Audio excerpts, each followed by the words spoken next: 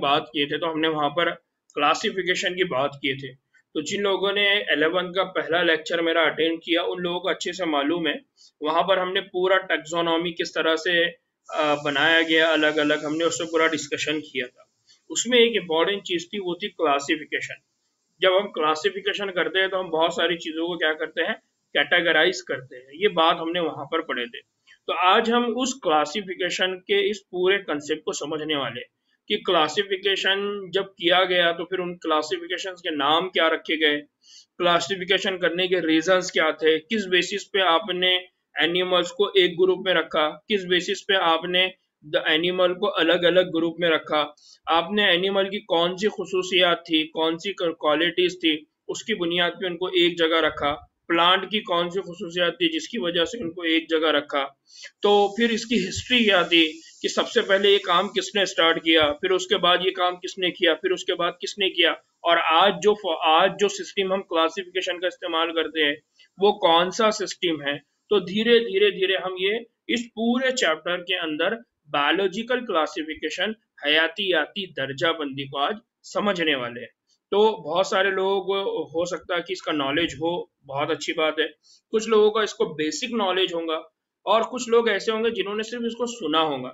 तो हम हमारी जिंदगी में बहुत सारे जगह पे ऐसे ही काम करते हैं, हम चीजों को क्लासिफाई करते हैं। जैसे हमारे दोस्त हैं तो हम दोस्तों की क्लासिफिकेशन करते हैं, या हमारे फैमिली के मेंबर हैं हम उनकी क्लासिफिकेशन करते हैं, या हमारी किताबें हैं तो हम किताबों की क्लासिफिकेशन करते हैं, या हमारा नॉलेज है हम उसकी क्लासिफिकेशन करते हैं। जैसा जितने भी जानदारों से रिलेटेड आप कर रहे हैं तो आप उसको बायोलॉजी कहेंगे।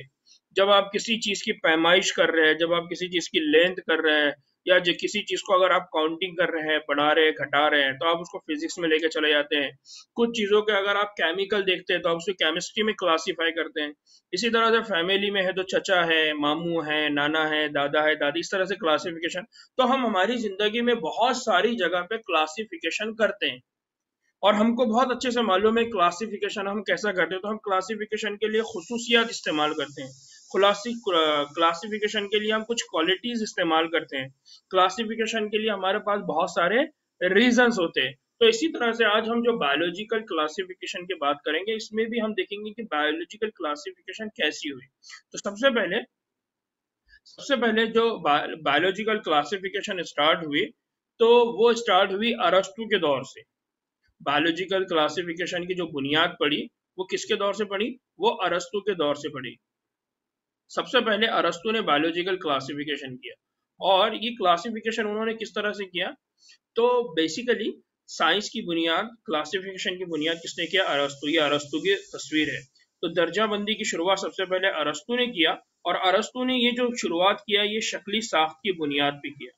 अरस्तु ने जिस बुनियाद पे किया तो वो क्या थी, शक्ली साख्त। तो इसने आसान शक्ली साख्त की खुसूसियात को इस्तेमाल करके पौधों, किसको किसको क्लासीफाई किया इन्होंने, पौधों को किया, दरख्तों को किया, झाड़ियों को किया, बूटियों यानी हर्ब्स को इसने तकसीम किया। तो सबसे पहले दर्जाबंदी जो स्टार्ट किया वो किसने किया, अरस्तु ने किया।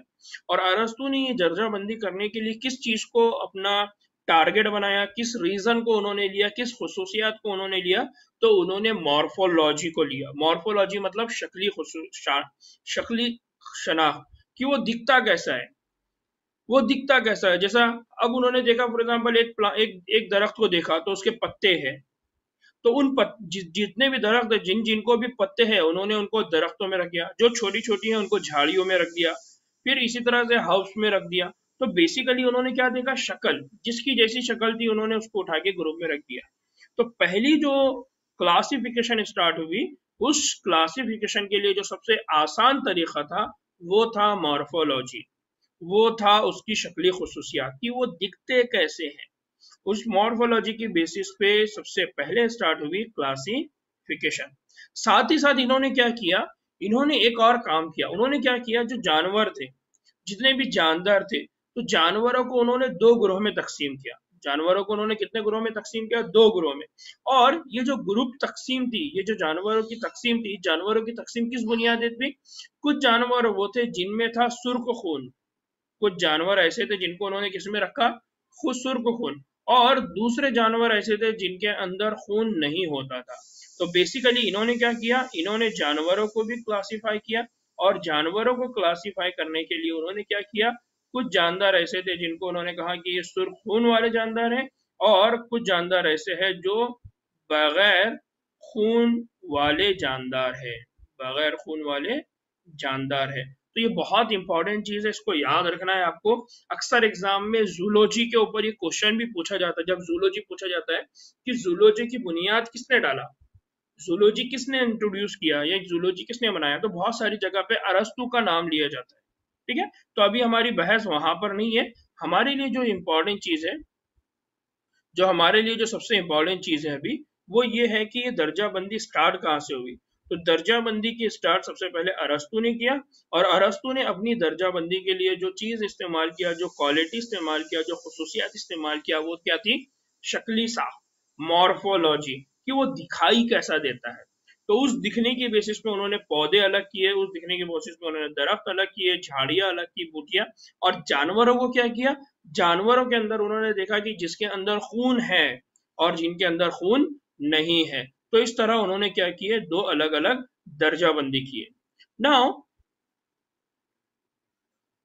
अब इनके बाद, अरस्तु के बाद एक और साइंटिस्ट आए, अरस्तु के बाद एक और साइंटिस्ट आए, उनका नाम है लीनियस। अरस्तु के बाद जो दूसरा साइंटिस्ट आए उनका नाम क्या है, लीनियस, कार्ल लीनियस। इनका पूरा नाम क्या है, कार्ल लीनियस। और लीनियस, लीनियस सिस्टम बोल के हमारे पास बहुत ज्यादा ही क्या है, मशहूर भी है। तो लीनियस के वक्त में, लीनियस के वक्त में दर्जाबंदी का दो किंगडम का नजरिया पेश हुआ। तो लीनियस जब आए तो लीनियस ने सबसे पहले जो दर्जाबंदी का सिस्टम दिए वो दो किंगडम वाला दिए, दर्जाबंदी का दो किंगडम वाला निजाम उन्होंने दिए। इस निजाम के अंदर एक था प्लांटी और दूसरा था एनिमेलिया। यानी अगर हम भी, अगर फॉर एग्जांपल अगर आप भी इस दुनिया में पहली बार आते तो आप क्या करते, आपको दो चीजें आसानी से देखने को मिलती, एक तरफ आपको बहुत सारे दरख्त मिलते और एक तरफ बहुत सारे जानवर मिलते। तो आप भी क्या बोलते, आप भी बोलते प्लांटी और आप भी बोलते हैं एनिमेलिया। तो शुरुआत थी क्लासिफिकेशन की, इसलिए तो सबसे पहले अरस्तु आए, अरस्तु ने साख्त की बुनियाद पर अलग अलग कर दिए। उसके बाद लीनियस आए और लीनियस ने इंट्रोड्यूस किया दर्जाबंदी का दो किंगडम निजाम, दर्जाबंदी का दो किंगडम निजाम। और इस दो किंगडम निजाम के अंदर उन्होंने क्या किया, कुछ को डिवाइड किया प्लांटी और कुछ को डिवाइड किया एनिमेलिया। तो बिल तरतीब क्या होगा, प्लांटी के अंदर सारे के सारे कौन आ जाएंगे, नबातात आ जाएंगे, और एनिमेलिया के अंदर सारे के सारे कौन आ जाएंगे, हैवानियात। बट ये जो लीनियस का नजरिया था, इसका प्रॉब्लम क्या था, इसका प्रॉब्लम ये था कि इसमें आप यूकैरियोट्स को नहीं पहचान सकते थे, आप प्रोकैरियोट्स को नहीं पहचान सकते थे, आप यककल्बी जानदार, माइक्रो ऑर्गेनिज्म, बैक्टीरिया, इनको नहीं पहचान सकते थे। आप कसीर खलवी उज़ुए, ऐसे एनिमल जिनके पास कसीर खलवी उज़ुए है, आप उनको नहीं पहचान सकते थे। फिर आप इसी तरह से जियाई तालीफ वाले, जियाई तालीफ मतलब फोटो रेस्पिरेशन, जियाई तालीफ का मतलब क्या है, फोटो रेस्पिरेशन, जियाई रेस्पिरेशन, या उसको कहा जाता है फोटोसिंथेसिस। सादा अच्छा वर्ड क्या है, फोटोसिंथेसिस। तो जियाई तालीफ यानी ऐसे एनिमल जिनके अंदर फोटोसिंथेसिस का अमल होता है, जो लाइट का इस्तेमाल करके अपनी ग़िज़ा बनाते हैं, तो उसको भी वो कहीं ऐड नहीं कर सकते थे, तो सब्ज अलगी वगैरह हुआ। इसी तरह से गैर जियाई तालीफ है, यानी कुछ जानदार ऐसे हैं जो गैर जियाई तालीफ है, जिनको फोटोसिंथेसिस की जरूरत नहीं है। फॉर एग्जाम्पल वो कौन है, तो वो है फंजाई। तो बेसिकली क्या था, इस लीनियस के किंगडम, लीनियस के निजाम का बड़ा प्रॉब्लम क्या था, लीनियस के दो किंगडम निजाम का बड़ा ड्रॉबैक ये था कि आप उसमें यूकैरियोट्स को, प्रोकैरियोट्स को, यककल्बी को, कसीर खलवी को, जियाई तालीफ वालों को यानी सब्ज अलगी को, और गैर जियाई तालीफ यानी फंजाई को अलग नहीं कर सकते थे। इनके दरमियान में आप कोई इम्तियाज नहीं कर सकते थे।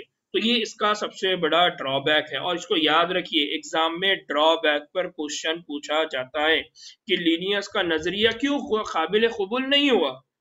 इसलिए नहीं हुआ क्योंकि आप बहुत सारे एनिमल, बहुत सारे जानदार ऐसे थे जिनको आप किसी भी कैटेगरी में नहीं रख सकते थे, आप आसानी से नहीं समझ सकते थे कि वो एनिमल है या वो प्लांट है। ये बहुत बड़ा उसका ड्रॉबैक था। नबातात और हैवानात की दर्जाबंदी आसानी से हो जाती थी। नबातात और हैवानात को आप प्लांटी में और एनिमेलिया में रख सकते थे, लेकिन उसके बाद के जो बच्चे उनको कहाँ रखेंगे, और आसानी से समझ में भी आ जाती थी। लेकिन बहुत से उज़ुए इनमें से किसी भी जिमरे में नहीं आते थे। बहुत से उज़ुए मतलब बहुत सारे जानदार, और वो जानदार कौन है, ऊपर मैंने बताया कौन कौन है, यूकैरियोट, प्रोकैरियोट, यक कल्वी, कसीर कल्वी, जियाई तालीफ करने वाले यानी अलगाई, और गैर जियाई तालीफ यानी फंजाई। ये सारे एनिमल थे, आप उसको किसी भी किंगडम में किसी भी कैटेगरी में नहीं रख सकते थे। ये इसका सबसे बड़ा ड्रॉबैक था। लिहाजा ये जो दो किंगडम दर्जाबंदी है, तो आपको मालूम है जब जो चीज कोई काम की नहीं होती, जिससे कोई फायदा नहीं होता, तो वो थोड़े दिनों तक इस्तेमाल की जाती है, बाद में उसको बदल दिया जाता है, उसको तब्दील कर दिया जाता है, उसकी जगह कोई और नया निजाम आता है। तो वैसा ही हुआ। लिहाजा ये दो किंगडम दर्जाबंदी गो के बहुत दिनों तक इस्तेमाल हुई, लेकिन ये नाकाफी थी। बट ये क्या थी, नाकाफी थी। अब इसके बाद क्या हुआ, तो इसके बाद एक और नया नजरिया आया, और आज हम इस नजरिए को इस्तेमाल करते हैं। वो क्या है, वो नजरिया है, उसको कहा जाता है, ओके, उससे पहले मैं एक और चीज करता हूं कि ऐसी क्या क्या बातें थी, या ऐसी ऐसी कौन कौन सी खुसूसियात थी जिनकी बुनियाद पे हमारे पास क्लासिफिकेशन होना चाहिए था लेकिन नहीं हुई, और उसके बाद नया नजरिया आया। बल्कि इस बात की जरूरत महसूस की गई कि शक्ली साख्त के अलावा दूसरी खुसूसियात, यानी अरस्तु ने जो शक्ली खुसूसियात दिया उसी को लीनियस में इस्तेमाल किया। अरस्तु ने शक्ली खुसूसियात के बेसिस पे डिवाइड किया, लेकिन लीनियस ने उसको एनिमल और प्लांट में डिवाइड किया, लेकिन कहा क्या यूज किया, शक्ली खुसूसियात। लेकिन इस बात की जरूरत महसूस हुई कि शक्ली खुसूसियात के अलावा भी और बहुत सारी खुसूसियात है जिनकी बुनियाद पर हमको इनको कैटेगराइज करना पड़ेगा। अब वो खुसूसियात क्या है, मसलन खलवी साख, सबसे पहला है खलवी साख कि उनके जो सेल का स्ट्रक्चर है वो कैसा है। फिर खलवी दीवार की खुसूसियात, आपने हमने पढ़ा हुआ है कि जो प्लांट होते हैं तो प्लांट के अंदर सेल्यूलोज मटेरियल होता है, बैक्टीरिया के अंदर पेप्टाइडोग्लाइकन मटेरियल होता है, फंगाई के अंदर काइटिन होता है। तो खलवी दीवार तीनों की अलग अलग है, लेकिन तीनों को हम एक जगह कैसे रख सकते हैं, तीनों को अलग अलग ग्रुप में रखना पड़ेगा। तो एक खुसूसियत क्या थी, खलवी साख, दूसरी खलवी दीवार की खुसूसियत। फिर ग़िज़ा का हुसूल, ग़िज़ा का हुसूल, जो प्लांट है वो प्लांट ऑटोट्रॉपिक है, वो अपनी ग़िज़ा खुद बनाते हैं, लेकिन एनिमल किसी और के ऊपर डिपेंड है। इसी तरह से फंगाई है, फंगाई क्या खाते हैं, तो फंगाई एब्जॉर्प्शन करते हैं। फंगाई एब्जॉर्प्शन किसका करते हैं, वेस्ट मटेरियल का। तो अब ये तीनों की खुसूसियात अलग है, तो तीनों की जब खुसूसियात अलग है तो तीनों को भी अलग अलग ग्रुप में रखना चाहिए। फंगा बैक्टीरिया है, बैक्टीरिया किसी और वजह से खाना खाते, किसी और खाने को खाते, तो इसलिए। फिर इसी तरह से महलो वखू, रहने की जगह, कि ये जो रहने की जगह है सबकी अलग अलग है। आम का दरख्त कहीं और रहता है, नीम का दरख्त कहीं और रहते हैं, बबूल हर जगह रहती है। तो आपने तीनों को एक ही ग्रुप में रखा हुआ है, जबकि इन तीनों को भी क्या करना पड़ेगा, आपको अलग करना पड़ेगा। शेर, चीता, बिल्ली, ये तीनों के रहने की जगह अलग है, इन तीनों के रहने की जगह अलग है, लेकिन आपने इनको सबको कॉमनली एनिमल बोल दिया। इसका मतलब क्या है, इसका मतलब इस एनिमल के अंदर भी आपको क्लासिफिकेशन करने की जरूरत है बेस्ड ऑन देयर डाइट, कि वो खाते क्या है। इस बुनियाद पर उनको भी क्या करने की जरूरत है, अलग करने की जरूरत है। तो ये जो खुसूसियात थी, इन खुसूसियात को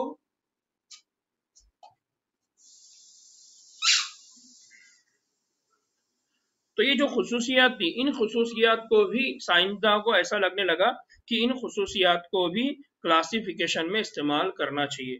फिर इसी तरह से तौलीद के तरीके, तो हर जगह तौलीद का, कुछ के अंदर बडिंग होता है, यानी 1 से 2 होते हैं, 2 से 4 होते हैं, कुछ के अंदर सेक्सुअल रिप्रोडक्शन होता है, कुछ के अंदर असेक्सुअल रिप्रोडक्शन होता है। तो इस बुनियाद पे भी क्या होना चाहिए, हमको एनिमल को अलग अलग ग्रुप में हमको डिवाइड करना चाहिए। फिर इर्तिकाई निस्बत, इर्तिकाई निस्बत, इर्तिकाई निस्बत मतलब सबसे पहले कौन एनिमल था, फिर उसके बाद कौन सा एनिमल आया, उसके बाद कौन सा एनिमल आया, या सबसे पहले कौन से जानदार थे, फिर उसके बाद कौन से जानदार आए। तो ये भी एक क्लासिफिकेशन का जरिया बनना चाहिए। तो बहुत जितने भी साइंटिस्ट हैं उन सबको ये बात की एहसास होने लगा कि सिर्फ शक्ली बुनियाद पर, शक्ली साख्त पर, मॉर्फोलॉजी की बुनियाद पर हम क्लासिफिकेशन नहीं कर सकते, हमको और भी खुसूसियात है जिनका इस्तेमाल करके क्या करना पड़ेगा, क्लासिफिकेशन करना पड़ेगा। लिहाजा वक्त के साथ जानदारों की दर्जाबंदी के निज़ाम में भी क्या होने शुरू हुई, फिर तब्दीलियां अमल में लाई जाने लगी। हालांकि मुख्तलिफ निज़ाम जो भी जितने भी निज़ाम आए किंगडम के, उसमें नबाताती और हैवानाती खानदान तो कायम रहे, एनिमेलिया और प्लांटी आपको हर जगह देखने को मिलेगा, मगर कौन सा ग्रुप, कौन सा उज़ुया किस किंगडम में शामिल किया जाए, इसकी मालूमात में तब्दीलियां आती रही, और आज भी ये मालूमाती तब्दीलियां हो रही है, क्योंकि आज टेक्नोलॉजी का दौर है, आज डीएनए की सिक्वेंसिंग होती है, डीएनए का पीसीआर होता है, तो इस तरह की टेक्निक्स आ गई, तो अब और हमारे पास क्या हो रहा है, क्लासिफिकेशन। लेकिन आज भी हम नबातात और हैवानात, इसी में दो बड़ी क्लासिफिकेशन में डिवाइड करते हैं। बच्चों ये लेक्चर 1 मिनट से कम टाइम हमारे पास है, इससे आगे जब हम डिस्कशन करेंगे तो कल करेंगे, तो ये लेक्चर कभी भी डिस्कनेक्ट होता है, इस लेक्चर की जो भी रिकॉर्डिंग है मैं इंशाल्लाह आप लोगों को आज भेज दूंगा, ठीक है। तो ये लेक्चर कभी भी डिस्कनेक्ट हो सकता है, तो आपने याद रखना है। फिर वक्त के साथ साथ मुख्तलिफ साइंसदानों की आरा किंगडम की तादाद और उनकी खुसूसियात